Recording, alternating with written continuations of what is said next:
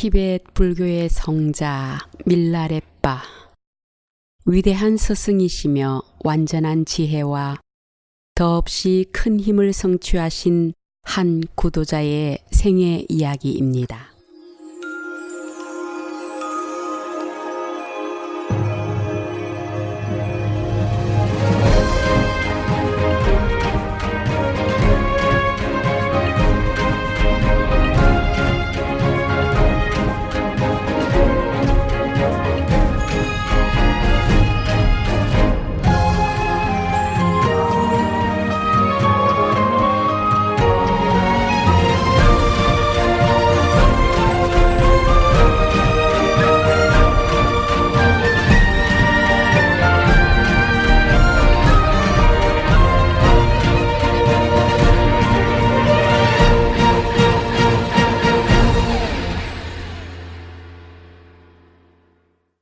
시련.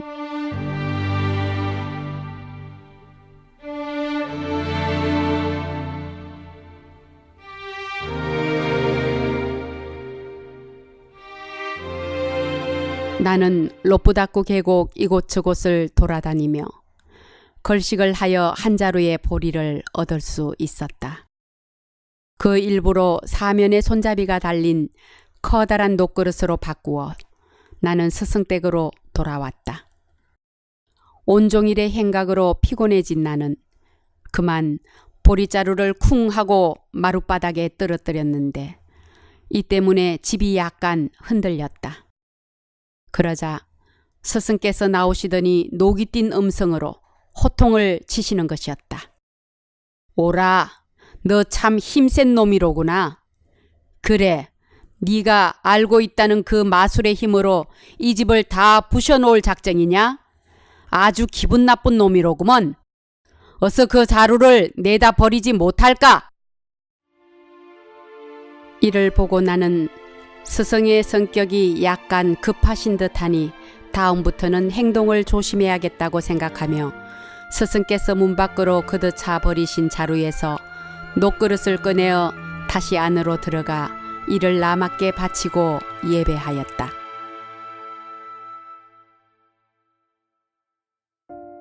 스승은 그 위에 손을 얹고 명상에 잠긴 채 한참을 계셨다. 나는 그의 뺨에 눈물이 흐르는 것을 볼 수 있었다. 기도가 끝나자 스승은 말씀하셨다. 훌륭한 것이다. 나는 이것을 나의 스승이신 나로빠님께 바치려 한다. 그러더니 스승은 손을 들어 올려 무언가를 바치는 신용을 하셨다. 그리고는 요령을 좌우로 힘차게 흔들고 등불용 버터기름을 녹그릇에 채워 제단에 올려놓으셨다. 자신의 악업으로부터의 해방에 관한 일이 한층 마음에 걸린 나는 무언가의 진리를 가르쳐 주시도록 말씀드렸다. 나에게 오기를 열망하는 많은 사람들이 있다. 그런데 그들이 여기 오는 도중에 야독구, 닭구릉 등지의 유목민들에게 약탈을 당하고 있다. 그대는 그곳에 가서 도둑놈들에게 폭풍우를 일으켜 다시는 그 같은 못된 짓을 못하도록 혼을 내주고 오라. 이는 종교적 임무이다. 그런 후에 진실한 법을 그대에게 가르쳐 주겠노라. 나는 말씀하신 각각의 장소에 가서 세찬 폭풍우와 우박을 일으켜 그들을 위협한 후 돌아와 약속하신 법을 가르쳐 주시기를 청하였다.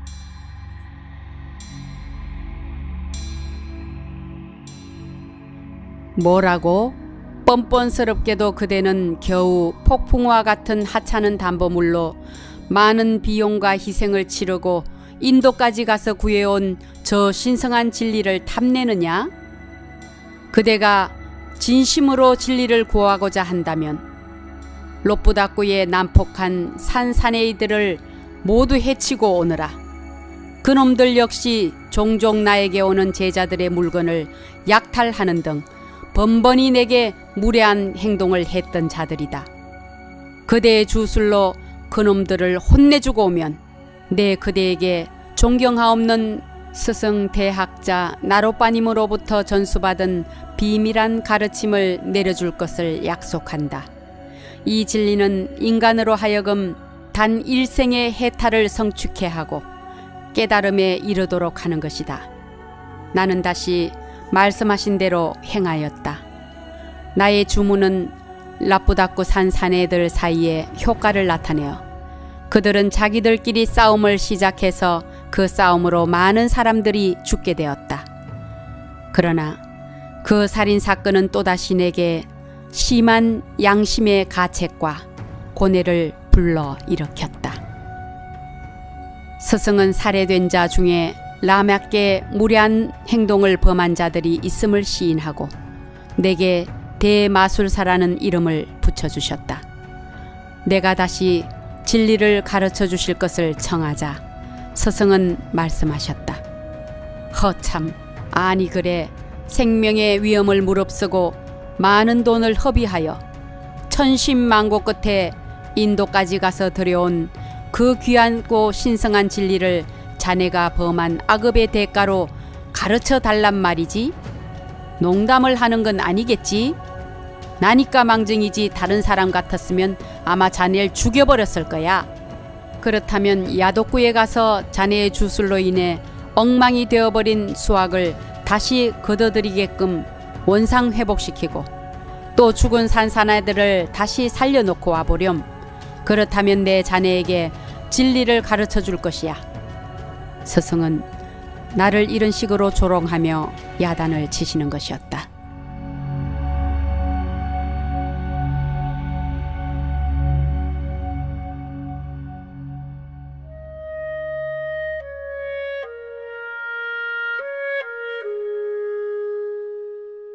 나는 슬피 울었다. 이런 나를 존모께서는 따뜻하게 위로해 주셨다. 다음 날 아침 스승께서 내 방에 찾아오셨다. 간밤에는 자네에게 좀 심하게 대한 듯하네.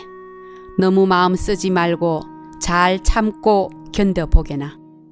헌데 자네는 재주가 좀 있는 사람 같으니 내 아들 다르마 도다이의 수행을 위한 탑을 하나 쌓아주지 않겠는가.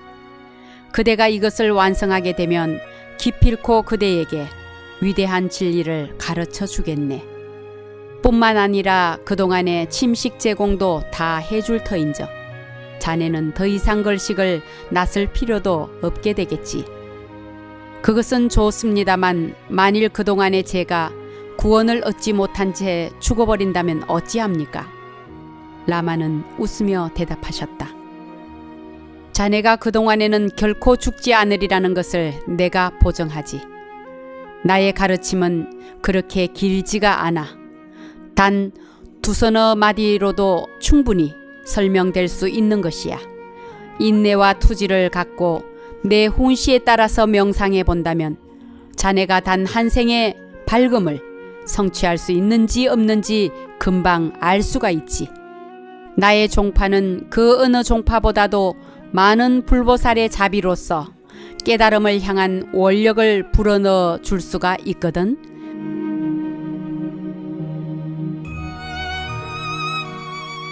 이러한 위로의 말에 고무되어 나는 차청하여 탑 쌓기에 들어갔다. 탑이 반점 올라갔을 때 라마가 보시더니 탑 쌓기에 대해 자세히 연구해 보지도 않고 그 일을 시켰으니 곧 일을 중지하고 여태껏 쌓아올린 돌이며 흙은 그 원래의 자리로 갖다 놓지 않으면 안 된다고 하셨다. 모든 것을 원래 상태로 해놓자 라마는 다시 술에 취한 모습으로 나를 서쪽 산마루로 데려가셨다. 그리고 그곳에서 같은 형태의 탑을 또 쌓도록 이르시고는 가버리셨다. 새로이 명령받은 탑을 거의 절반 높이까지 쌓아 올렸을 무렵 라마가 오셨다. 그리고는 이것도 마음에 들지 않으니 모두 허물어 원래 상태대로 해놓으라는 것이었다. 나는 또 라마의 말씀에 따랐다.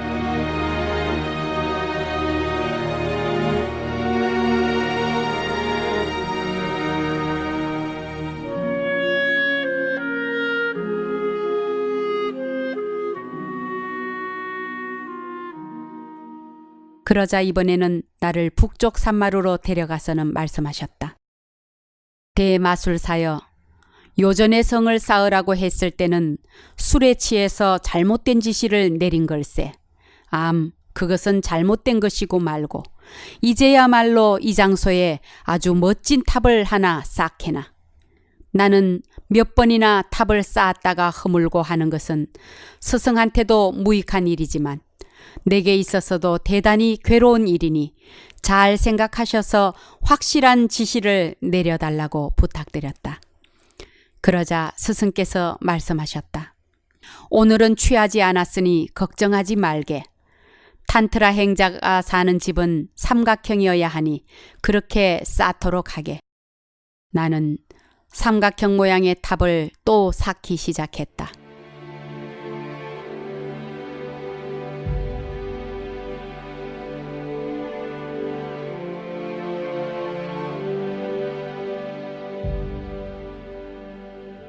그 3분의 1 정도를 마친 어느 날 라마가 찾아오셨다. 누가 이런 탑을 쌓으라고 했느냐? 나는 말씀드렸다. 무슨 말씀이신지요? 이는 스승님께서 아드님의 수행을 위한 탑으로 몸소 제게 시킨 것이 아니옵니까? 그러자 라마는 말씀하셨다. 이놈 봐라. 아주 맹랑한걸. 내가 그렇게 시켰다는 증거라도 있다는 거냐? 내 놈은 이 괴상한 마법의 성과도 같은 삼각형 탑 속에 우리 가족을 잡아가두고 주술로 우리를 몰살시키려는 음모를 꾸미고 있는 거지. 이놈아, 나는 너의 상속재산을 훔친 일이 없다.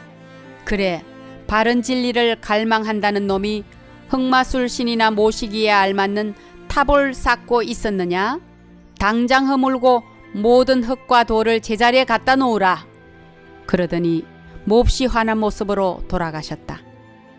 나는 대단히 마음이 상했으나 달리 어찌할 방법이 없었다.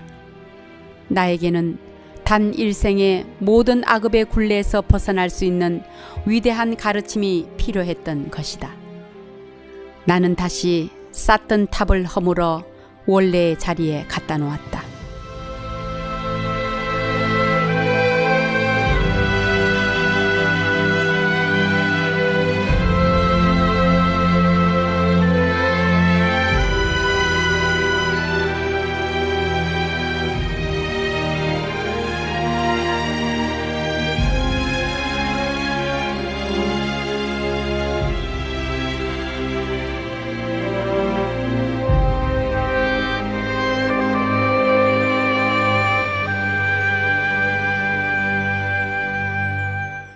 며칠 뒤 라마는 나를 산보에 동행시켰다. 이리저리 배회하던 우리는 어느 구름까지 오게 되었다.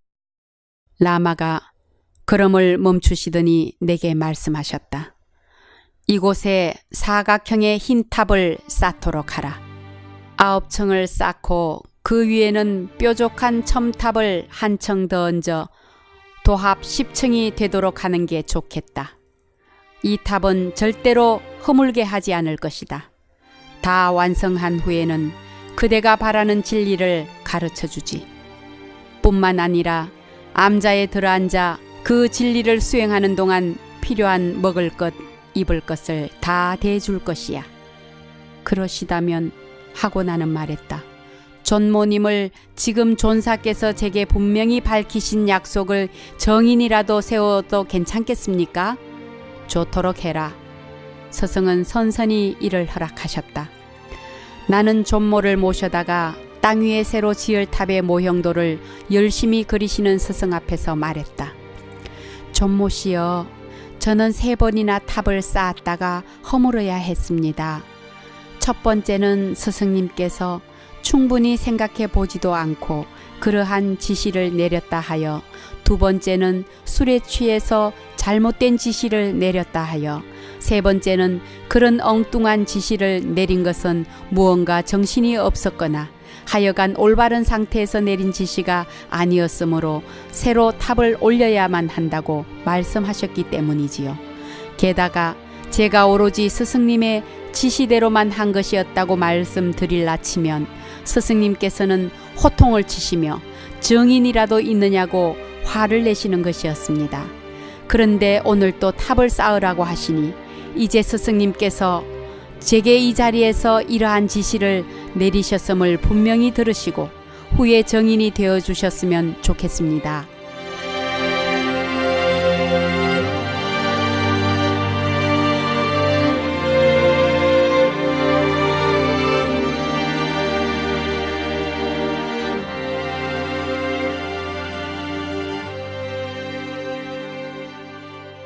존모는 말씀하셨다.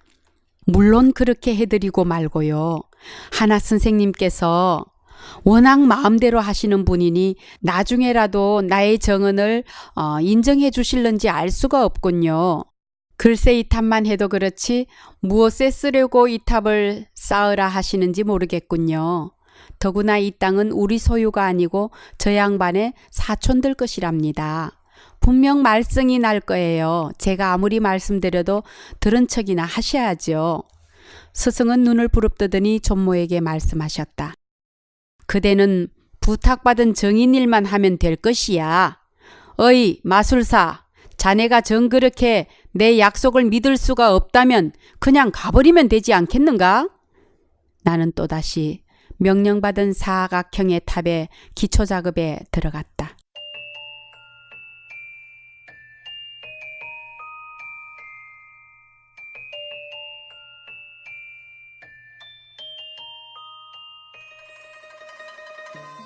이 무렵 스승의 상수제자 곡구단 동, 맷동 등이 관정을 받기 위해 스승댁에 머물고 있었다.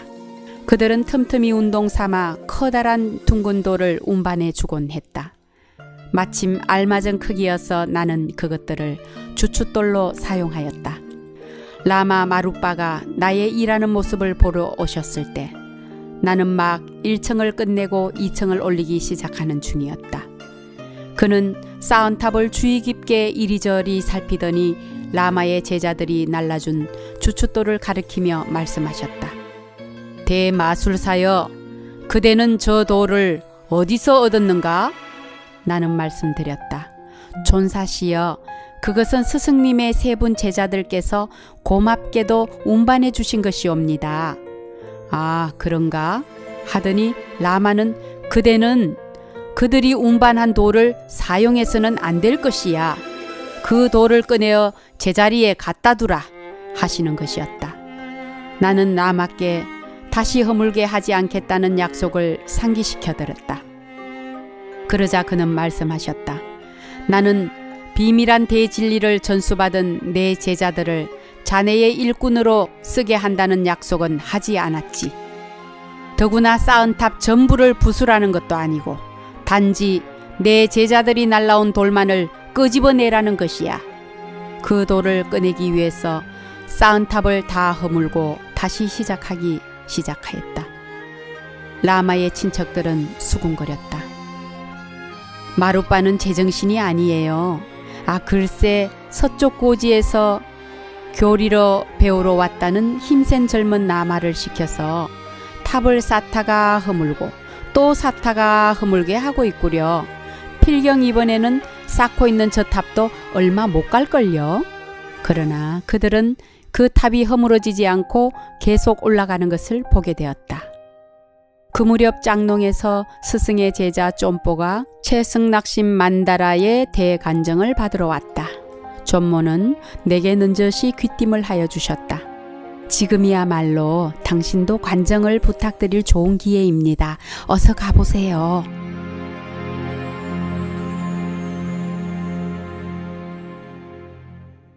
나 역시 이제 한 개의 돌 한 줌의 흙이라도 모두 내 힘으로 운반하여 탑을 쌓았으니 무언가의 대가를 주시지 않을까 생각하고 관정법회 대중들 사이에서 자리를 잡고 앉았다.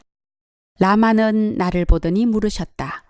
대마술사여, 그대는 이 법회에 무엇을 공물로 바치려 하느냐? 존사님께서는 아드님을 위한 탑을 쌓으면 진리의 말씀과 함께 관정의 은혜를 내려주시기로 약속하셨습니다. 무엇이라고?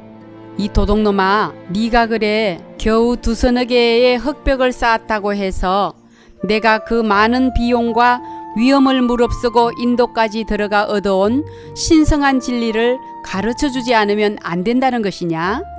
이 무슨 개뼈따기 같은 소리냐? 네가 그에 응분한 공물을 바칠 수 있다면 좋아. 내 너에게 진리의 말씀을 전해주지. 라마는 나의 머리카락을 거머쥐더니 잡아끌어 자리로부터 일으켜 세운 후 발길로 걷어차서 밖으로 내쫓아버리셨다. 나는 정말 이대로 죽고만 싶었다. 숙소로 돌아와 울며 한탄하고 있는 나에게 존모가 찾아와 위로해 주셨다. 라마는 참으로 이해할 수 없는 분이십니다. 그분은 일체 중생에게 은혜를 베푸시기 위해 이 땅에 인도로부터 성스러운 가르침을 가져왔다고 하셨습니다. 그래서 어떤 때는 지나가는 개에게조차 교리를 설해주시며 축수를 해주시기도 한답니다. 행여라도 라마께 향한 신앙심을 잃으셔서는 안 될 것입니다. 존모는 그토록 따뜻하게 나를 위로해 주셨다.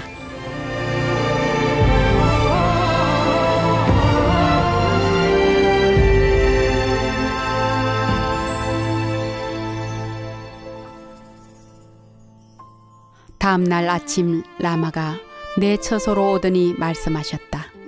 이제 탑 쌓기는 그만하고 우선 탑의 아래층에 법당을 꾸미고 그 둘레에는 12개의 기둥을 세워 지붕이 있는 휘랑을 만들도록 하라. 지시하신 바를 끝낼 무렵 통이 새로 입문한 제자들을 데리고 관정을 받으러 왔다. 존모께서 버터 한 통과 천 한 조각과 구리 냄비를 내게 가져오시더니 말씀하셨다. 이것들을 곡물로 바치시고 관정을 부탁해 보세요. 나는 그 물건들을 갖고 법회장에 들어갔다. 스승이 나를 보더니 물으셨다. 마술사, 그래, 그대는 무슨 곡물을 갖고 또 이 자리에 끼었는가? 나는 존모가 주신 물건들을 스승님께 바쳤다. 버터 한 통과 천 한 조각, 그리고 이 구리 냄비입니다. 아, 그건 이미 내게 곡물로 바쳐진 것들이어서 그대가 다시 바칠 수가 없지. 그대의 물건을 가져오도록 하라. 그렇지 못하다면 어서 썩 돌아가라. 스승은 자리에서 일어서더니 마구 내게 발길질을 하셨다. 쥐구멍이라도 있다면 들어가고 싶었다. 아, 이는 내가 지은 죄가의 응보란 말인가. 라마는 내가 진리를 수행하기에는 적합지 않는 자라고 생각하시는 것일까? 아니면 그는 도대체 자비심이라고는 없는 사람일까? 그러나 진리를 모르고 사는 삶이란 얼마나 비참한 것인가? 차라리 죽어버릴까?